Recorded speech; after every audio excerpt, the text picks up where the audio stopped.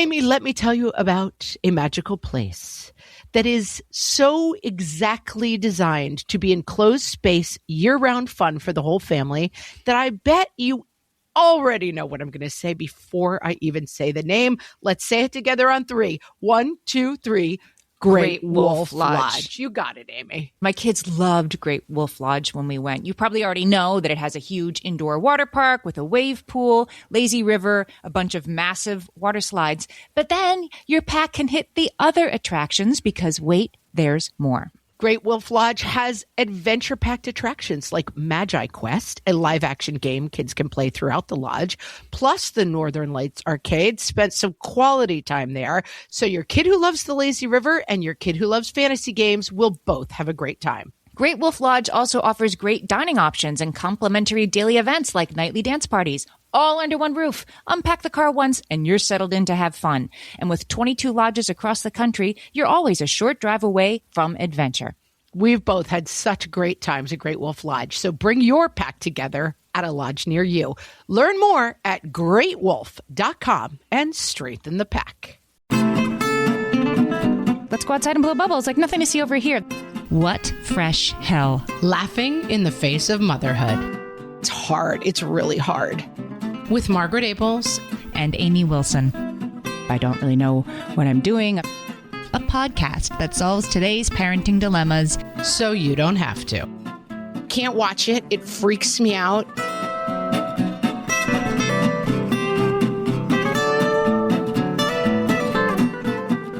Hello, everyone, and welcome to What Fresh Hell, Laughing in the Face of Motherhood. This is Margaret. And this is Amy, and today we're talking about brave parenting in a scary world.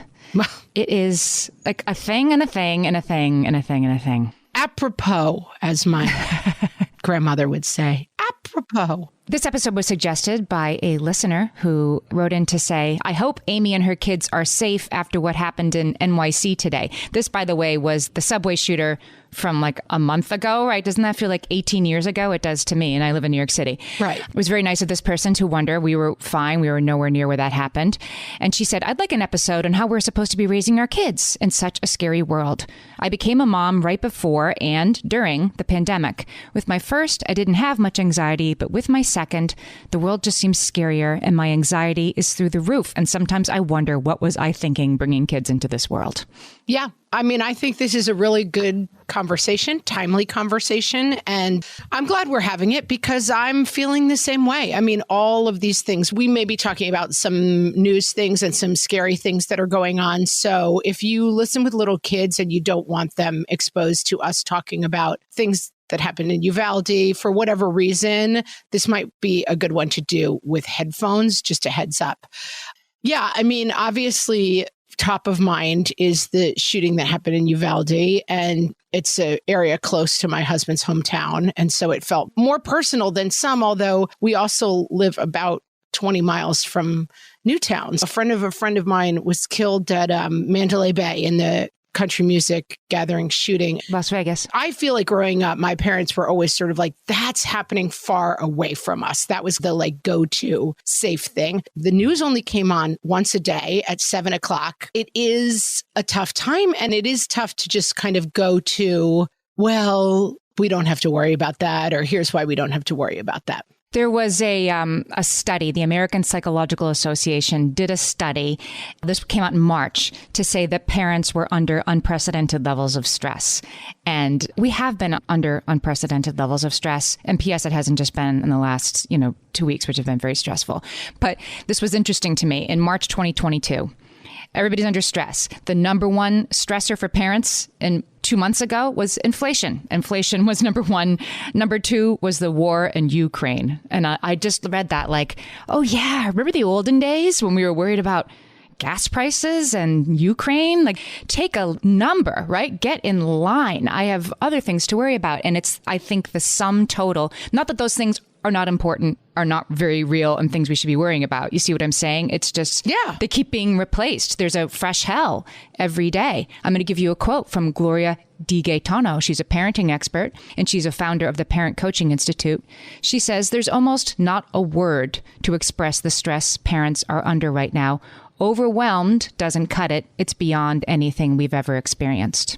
what's different about our parents and our parents' parents? It is the news. It is this awareness, like the world is flat. And the suffering of parents and children in Ukraine is coming into our living rooms. It's real to us. It's closer to us than it used to be. And yes, the world used to be harder when you had to till your own fields, but you also didn't have to experience firsthand the trauma of somebody a world away. I think it's both. And I think there is a little bit of pushback, only to say that I do think that our dialed-inness to the news of the world and the country can sometimes work against us. My grandmother was one of 13 children, of whom I think 9 survived to adulthood, right? I mean, the immediate, I can't say that like that's beyond anything we've ever experienced. You know, my grandmother was of a generation where children were literally not expected to survive until adulthood. There was very small chance that all of your children would make it. And so I worry that sometimes we define our times as like, our children are safe, much safer generally than they were 100 years ago. But at the same time, the randomness and the kind of, I think the fact that we are so attached to our children surviving makes the stress of it sometimes more acute. Does that make sense? It does, but there's also no question that the last couple of years, the real things to be stressed about have become much more accelerated and worse and scary, like active shooter attacks. The FBI designated 30 active shooter attacks in 2019, and there are 61 in 2021. And I don't know what they're going to be in 2022, but it feels like there have been 60 already. Right. Or like the formula shortage, which we have definitely not discussed enough on this show. And I think it's because just you and I are so far beyond that stage of our lives. But that's a real, what if I can't feed my kid thing? It's immediate, right? Like all of a sudden we're back 100 years ago with like, what will my child eat? We're in the grapes of wrath, right? Like, what are we going to do with this family? And to have it put back on mothers, it's just incredibly insulting and not helpful to have people say like, so just breastfeed. Right. Which is idiotic. Right. I mean, I was a person who did not breastfeed super successfully and always had to supplement. And no, that's not a great solution. No, it's a non-solution, right? To have that presented to you like, well, just breastfeed. It's like, okay, I could fly to the moon too, but the two are about as likely if I've been bottle feeding my kid for 9 months. What are you talking about? And I just think part of the problem, and I totally agree with you that the consumption of news and the immediacy of it and how much of it there is, it's a tsunami and you can consume it 24/7.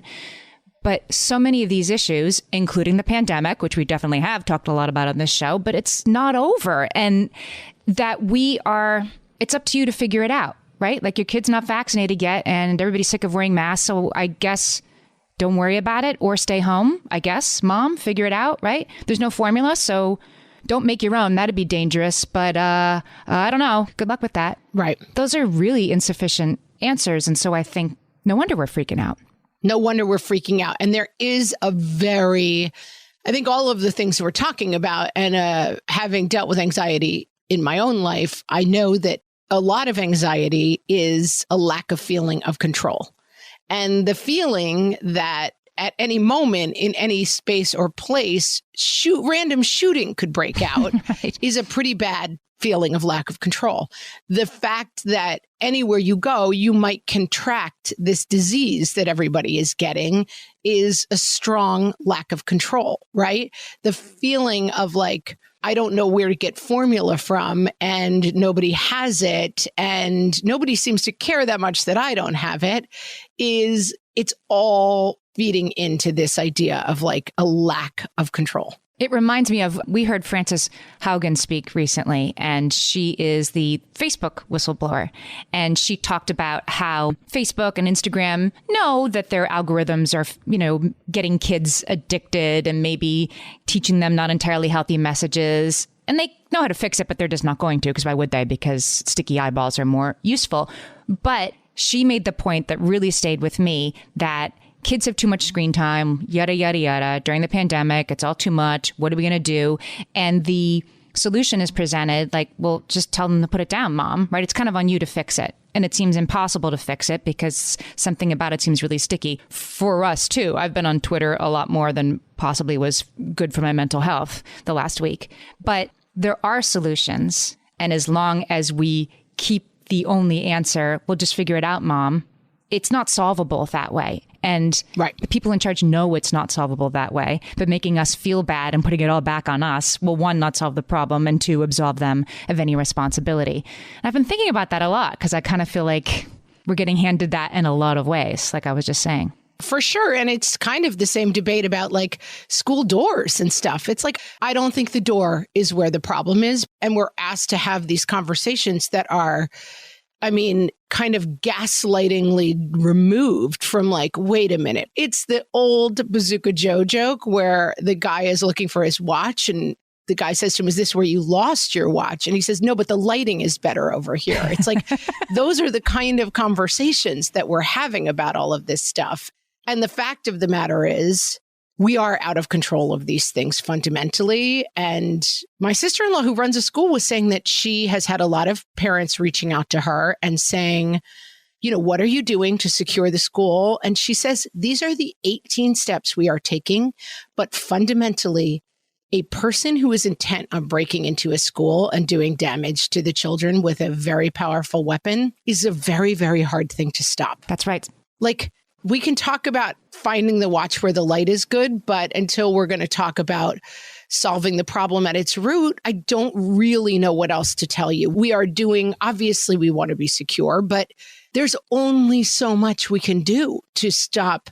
And listen, there's only so much, you know, I've spoken before about a tragedy that happened in our town that affected my children, and it was quite random. It did not involve a firearm. Like, there's always going to be random, terrible things that happen in all of our lives to all of our children, directly to them, to friends of theirs. You know, friend of a friend was just killed in a completely random, terrible car accident. Random terribleness is always going to be there.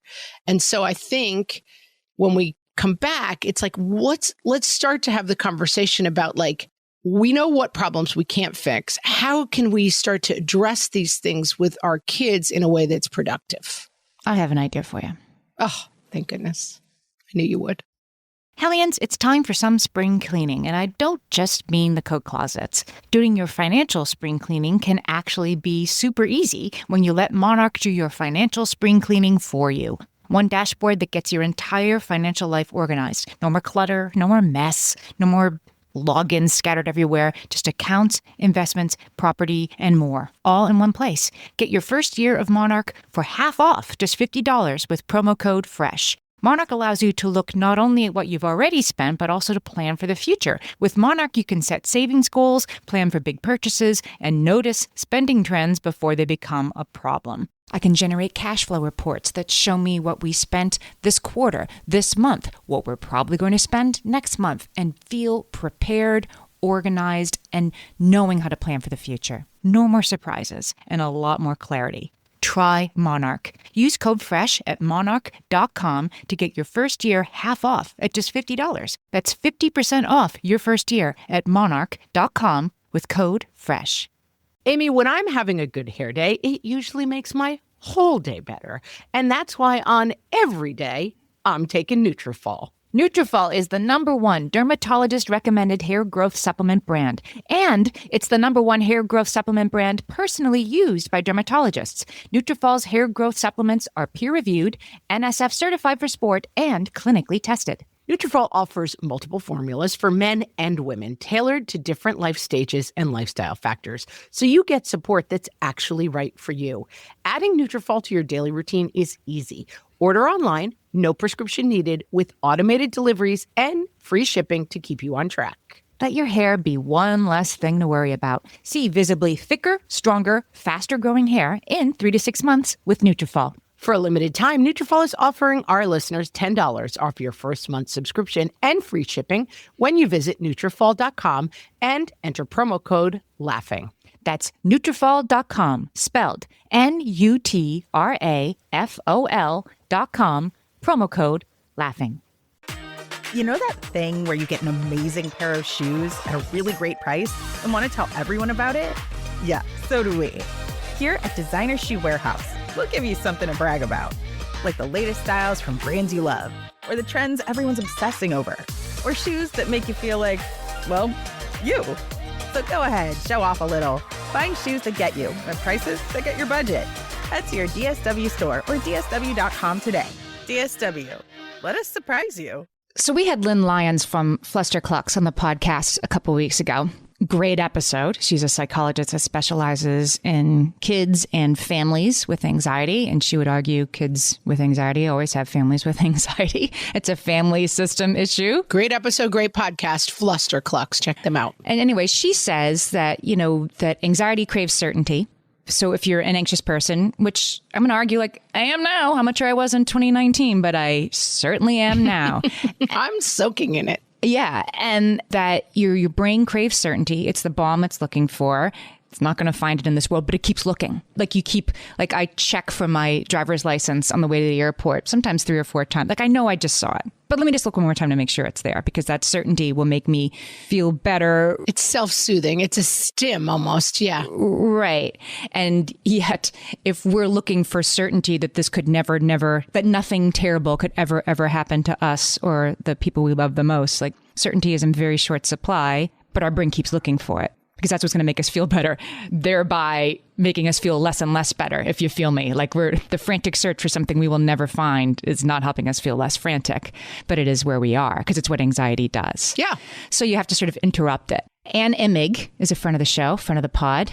She's a life coach now. She used to direct Listen to Your Mother, which was a show all across the country with live readings, kind of like The Moth about motherhood. It's kind of where you and I reconnected. True. And many, many good things came out of that incredible show. Anyway, Anne is now a life coach, and she talks about acting as if, as an approach to anxiety. Not specifically for this, but I think it might be applicable here, which is if you can't do the thing you need to do, you need to act as if you're doing the thing you need to do, until that creates action, until your brain starts to take over. Give me an example. Oh, let me do a very low stakes example.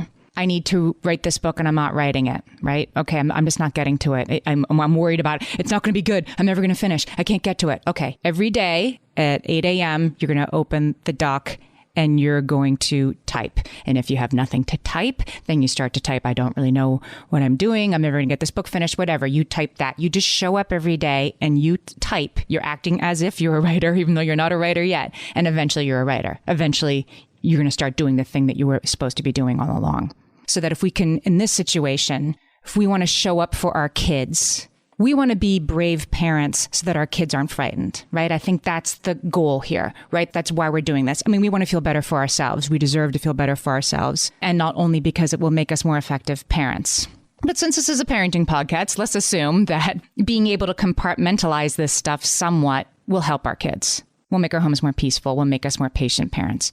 So we need to act as if we're brave parents who know what we're doing, who are sure everything's going to be okay, even when we don't really feel that way. We need to show up as if we are that brave parent. I mean, agree and disagree, though. I think that a lot of the bravery is showing up and being present with our kids in what's scary. And so I think in the incident that happened in our town, we had a lot of school counselors talk to us, and what they told us, which was kind of the opposite of my instinct, is to use real words and be very frank about what happened, which is a bravery that is not about like, I'm fine. We're all fine. We don't have to worry about this thing. It's to say like, yes, this tragic thing happened. I mean, what happened in our town is that my child's classmate was killed by their parent. And it was an extremely difficult thing to discuss with my child. And I couldn't quite, when the day it happened, I couldn't quite get the words out that like, this is what happened. I said, well, this person died. And let me tell you, they came home from school that afternoon and like the kids had all pieced it together on the playground and they were like, this is what happened. And she knew all the details and it should have come from me, but I could not find the words to say what had happened. Without falling apart, you mean? Without becoming emotional? I just literally could not get the words out of my mouth. The idea of it was too frightening to me. And I just, whatever it was that was holding me back, I was having trouble getting the words out of my mouth. And maybe it was, not to play armchair psychologist, but like you didn't want to be the one to bring this reality into your child's world, to speak it into existence. And like you look at her face and she knows nothing. And then it's like, I'm introducing not only what happened, the concept that this could happen, the fact that this happened to a friend of hers. And I'm bringing all of this information forward, and I just couldn't get it out of my mouth. But as we continue to talk about it as a family, I leaned much more into like, this is what really happened. And one of the things that the psychologists explained to me that I would never have thought of, and we had a person talk to us who this had happened to them as a child, and the adult who this had happened to as a child said that they snuck a knife out of the kitchen and slept with it under their pillow because they were so afraid that their father was going to kill them. And the idea, it would never have occurred to me that my children would be afraid of their father, because it's like, well, I know my husband, he would never do anything like this. And this is where you have to try to get inside of this stuff and not be afraid. And the other thing that happens is like the children play this out. And like my children went to a Western themed thing and got cap guns and this weekend. And they were playing a lot of like, this is me shooting the guy who would come into our school to shoot anybody. Oh my goodness. And it's like, I can't watch it. It freaks me out. It upsets and bothers me. But like kids process trauma through play. So let me break down those ideas a little bit. Number one, you have to not be afraid of saying to your child, like, I know that something terrible happened in a family. And like, this is why, because if you say things like, oh, that dad was having a bad day or that dad got sick in his mind, you forget that your kid doesn't understand that like that couldn't happen to their own dad, you know, like you have to fill in so many blanks for kids. And I think it just involves talking about it frankly. And the reason I'm pushing back on the idea of like brave parenting is keeping up a brave face is the wrong choice. Yeah, but it's not, I don't mean brave parenting like denial parenting. Yes. I mean, that's what I'm saying is like, there's just pointing out the difference between brave dialing in and brave, like, let's pretend this didn't happen. Brave, right. I think it's more like if you can't get through explaining to your kids what happened without absolutely falling apart and sobbing, then maybe you wait a day or an hour, or you have your partner do it or whatever.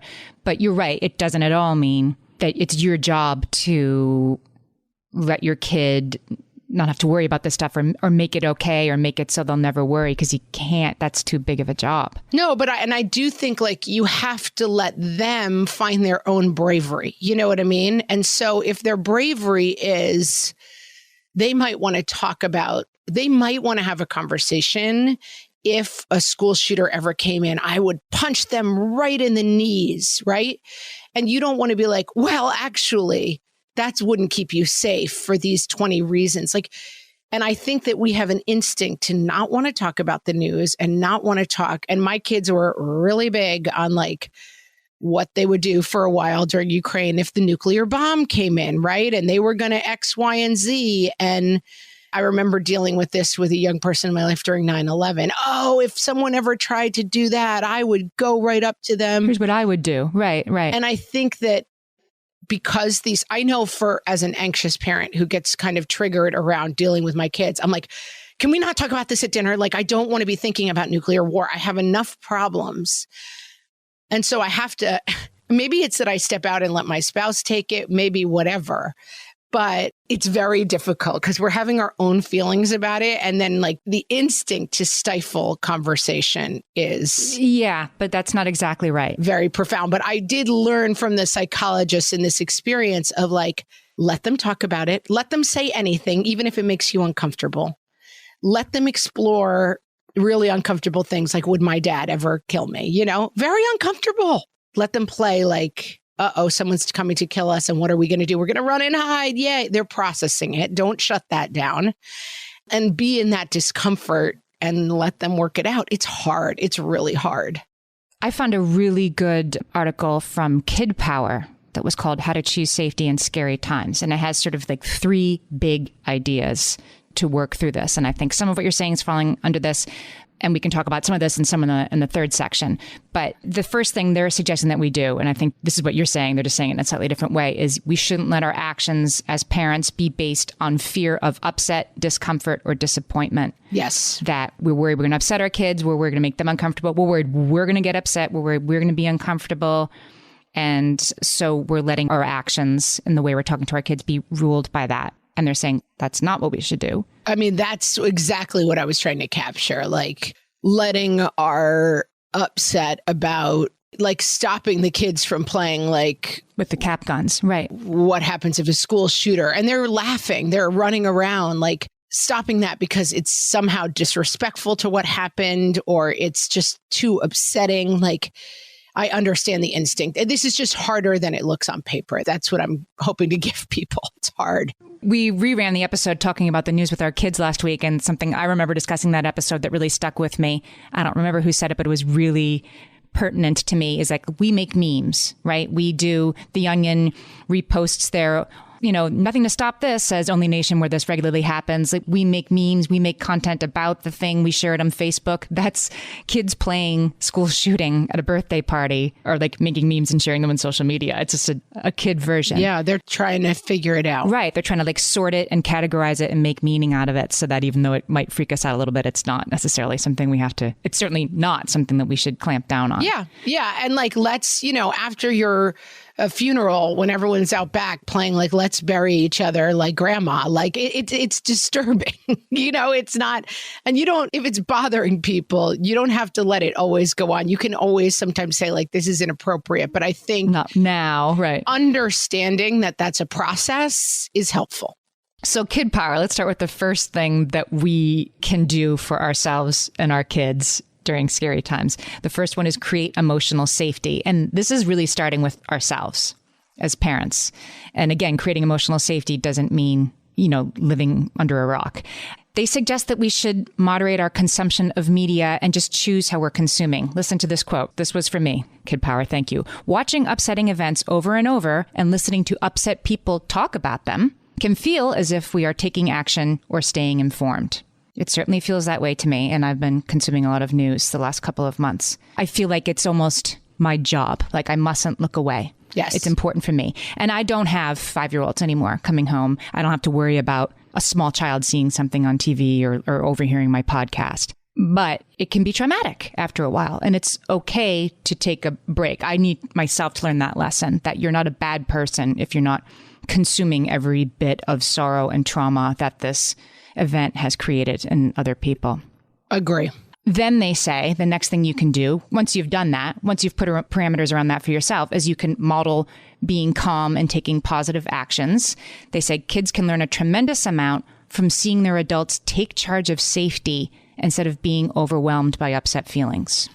Give me an example of that. So I think that what that means is it's the brave parenting, like we were saying before. Like, brave parenting isn't like, let's go outside and blow bubbles. Like, nothing to see over here. That's not brave parenting. It's brave parenting like, yes, you're right. Something very sad did happen at this school in Texas. It makes me feel sad. Do you think we should make a card and send it to the families? That you take action. They see you saying, yes, this is sad, and here's what I think we should do about it, instead of taking to your bed. Yeah. Somebody in our town, I saw the daughter, older kid, reached out to the Little League team of Uvalde and asked for numbers of the kids playing Little League and wore one of the kids' numbers this week, I like that very much. That's amazing. It is. And I think those are the kind of things where, and I mean, listen, contacting the actual town and stuff maybe is a lot. Yeah, I was going to say that. I think maybe found picture. I don't think like it didn't involve, bothering people, or maybe just, I want to put a patch on my uniform. I'm going to, my kid did Ukraine donations for their birthday party this year, ways to feel connected and helpful. But you're right. The Daily did an amazing episode with a Newtown parent right after Uvalde happened. I can put a link in the show notes. Fantastic episode to listen to. Very non-political and just sort of practical what it's like to be one of those parents. And one of the things they said is like, we got 2,000 stuffed animals because people thought that was a good thing to do. And so then while I'm grieving, I also have to what am I going to do with 2,000 stuffed animals that my kid is gone? What do I do with these? So you're right. Choosing a positive action you can take that's not obligating a grieving person to take an action is probably a good idea. Even in much smaller ways, right? Like when you're trying to help somebody local. Okay, let's take a break. When we come back, I have 2 more ideas on how we can parent bravely. All my kids learned to swim when they were little. It was super important to me that they be confident and safe in the water. There was only one problem with that: taking them to swim lessons. I mean, the pools were freezing. There were always cranky adults doing laps right there. And it was definitely not, for any of us, what you would call fun. Amy, heard. But now there's Goldfish Swim School. Goldfish takes a really thoughtful approach to swim lessons, combining research-based teaching with a warm, kid-friendly environment that actually helps kids thrive in the water. Every detail at Goldfish is thoughtfully designed to create a golden experience, from shiver-free, warm indoor pools to comfy waiting areas for parents to professionally trained lifeguards on deck. Goldfish uses an approach called the science of swim play, which combines guided play with proven teaching techniques to help kids learn to swim, build water safety skills, and gain confidence, all at their own pace. Lessons are designed to meet kids exactly where they're at. If you've been thinking about swim lessons or just wondering where to start, this is a great opportunity. Right now, Goldfish Swim School is offering a waived membership plus your child's first lesson free at participating locations. Just visit goldfishswimschool.com/free to find a location near you and enroll using promo code FREE. That's goldfishswimschool.com/free, promo code FREE. My favorite skincare products actually feel more like self-care, like they're so nice to put on and they smell so good that I'm actually happy when I get to that part of my day. And I swear that is how I feel about Osea's anti-aging body balm. Amy, you are usually the lotions and potions queen on this podcast, but I have to say, hard agree. Osea's anti-aging body balm is a liquid silk body balm that combines the lasting hydration of a lotion with the firming power of a serum, leaving skin smoother and firmer. This body balm is clinically tested and designed to deliver visible results you can see and feel. So we've gotten to use this product for a couple of months now, and I swear I have really noticed firmer and smoother skin, like on the back of my hands. It's like getting a mini spa treatment from head to toe. Get a spring-worthy glow with clean, clinically tested skincare from Osea. And right now, we have a special discount just for our listeners. Get 10% off your first order site-wide with code FRESH at OseaMalibu.com. That's 10% off your first order with code FRESH at OSEAMalibu.com.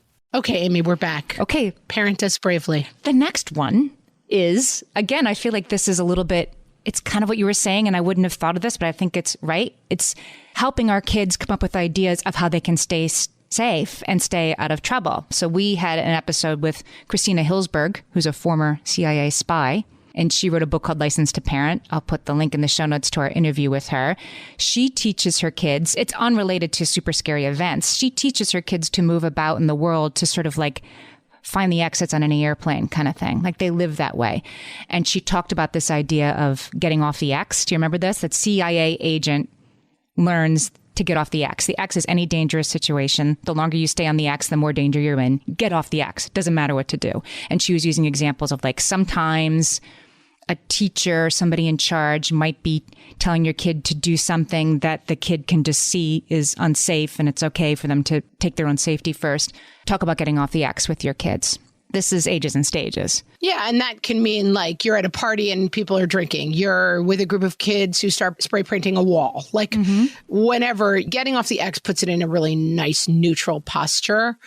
I'm very medium on this. And I think a lot of the things we do with kids are frightening and traumatizing and not super helpful. You mean like the things in school? Yeah, like the school shooter drills. Yes, they maybe are teaching kids. I read something saying they're not even teaching them necessarily the best right things to do necessarily.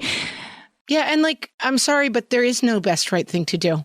You're, a small child against a person armed with weapons of war. Like, I mean, my dad did duck and cover drills for the A-bomb. So, I guess the idea of like, if it helps you feel safer to know that like, if this ever happened, you could put your head between your knees. Although my dad said that the kids all joked, put your head between your knees so you could kiss your butt goodbye. That was why they did them. But like, yeah, you're not, I don't know. I'm very neutral on safety unless it gives you a sense of control. I think for a lot of kids, it gives them a sense of immediacy and danger that is not helpful.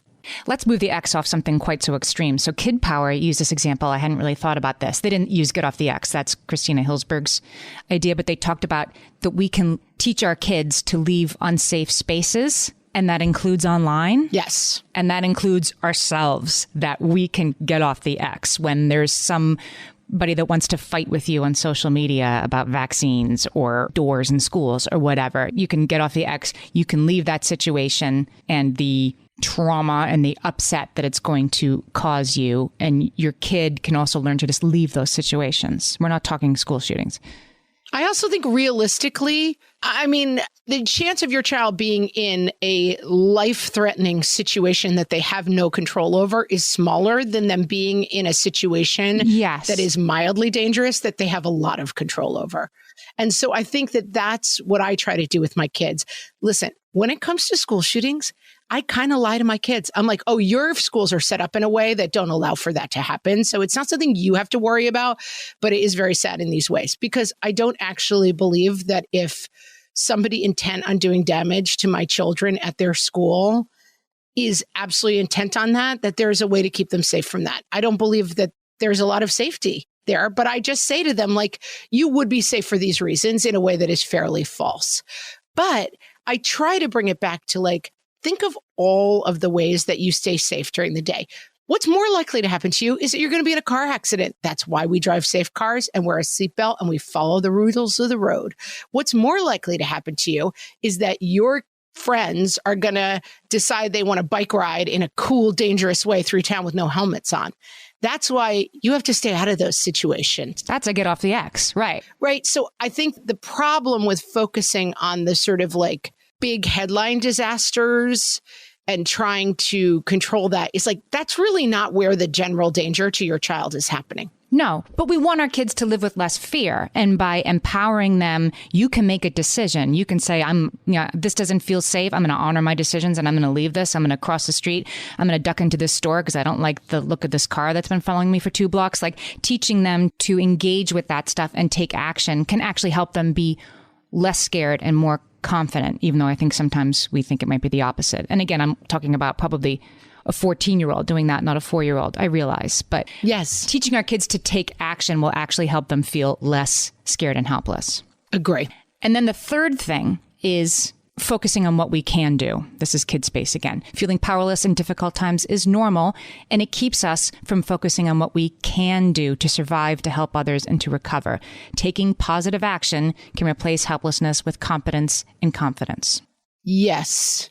I mean, I definitely think we've talked about this before in terms of like self-confidence, the self-esteem box that you're going to find the key to and open it up. Like self-confidence and a sense of safety comes from my kid being at Boy Scout camp and figuring out by himself how to light a fire, right? Like that self-confidence translates across like I am able to do things for myself in situations that are difficult.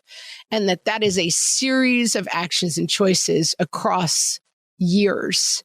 And it's not whether or not you choose to watch the news with your kids. It's a series of complicated and difficult ways to instill their ability to like win a sports game. My kids do not play any sports, so they have to find this other places, right? Their ability to like overcome a loss or win a game. Those things are giving them self-esteem and self-confidence daily.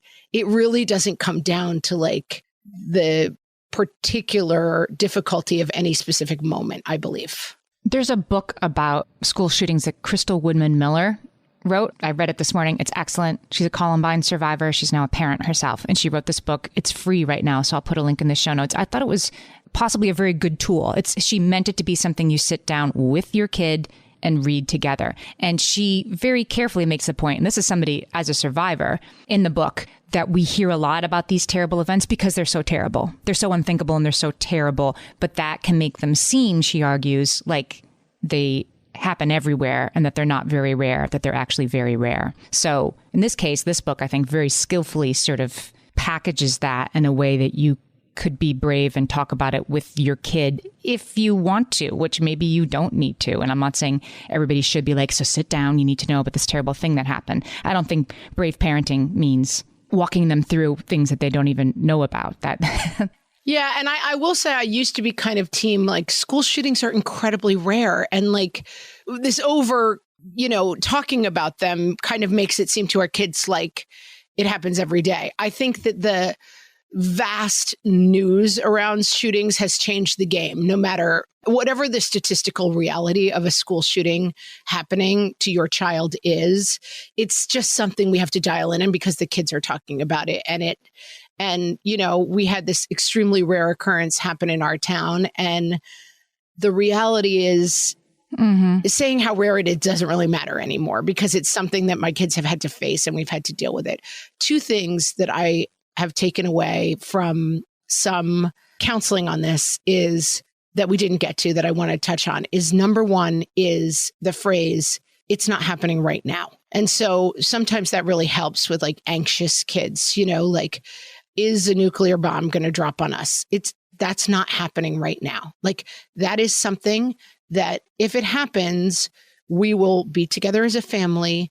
And maybe we say things like, although it's not actually true in my case, we don't live near somewhere that would happen. That would not affect us. I'm fine with helping kids with some denial around it because there's no duck and cover. There's no plan for that. And then the second thing is catastrophizing, that when you find yourself going out on the limb of like, if there was a nuclear war, then some of us wouldn't survive. Then the rest of us would have to figure out how to live. And then we would have to figure out how to find food and society would fall apart. So when we don't know how to fight, that's catastrophizing and like trying to shut that down and redirect and bring it back and say, the fact is, it's not happening right now. There is no guarantee it will never happen in your life or your family. Other completely random things that never happen will happen. I was involved in an accident, a motorcycle head-on crash years and years ago. And the police told us that they think that 4 to 5 head-on motorcycle crashes happen in the country every year because for 2 motorcycles to hit head-on it's just statistically difficult because it's like a car crash. It's a very narrow target. Never thought about that. When we were bowling this weekend and my kid had the ball go right between the pins that were knocked down. And we kept saying, you couldn't have done that if you tried. Like, how did you only, you threaded that needle.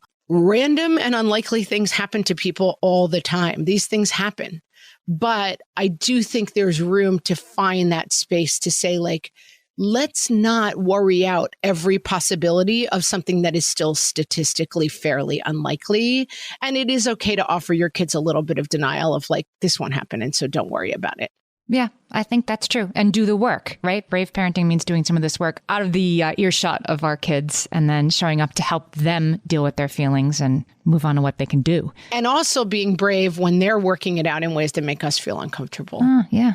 We solved it. We solved an extremely difficult, thorny parental issue. I'm so glad. Super difficult. And we're solving it ongoingly. Yeah. All the time. I'm going to put a link to all of the things we talked about today. There's a couple of episodes in the show notes. If you found this episode helpful, please share it with another parent who is dealing with this very scary time in which we have to parent bravely. And if you have a child or yourself who is dealing with anxiety as part of your parenting, we really recommend the show Fluster Clocks, which has a lot of helpful episodes that deal more directly with the things you might be talking to your kids about. Thanks, everybody. We'll talk to you next week.